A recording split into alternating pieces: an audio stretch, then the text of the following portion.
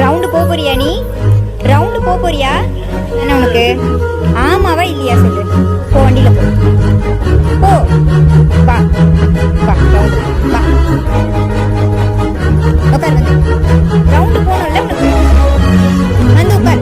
வந்து உட்கார் வா.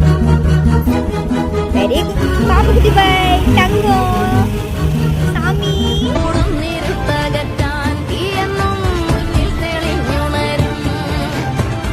தோனி ரவுண்டுக்குலாம் கூப்பிட்டா கரெக்டாக போயிடுவாங்க. பாரு வாலாட்டிக்கலாம். ஐயோ இப்போ சாமி மாதிரியே ரவுண்டு எடுக்கணும்.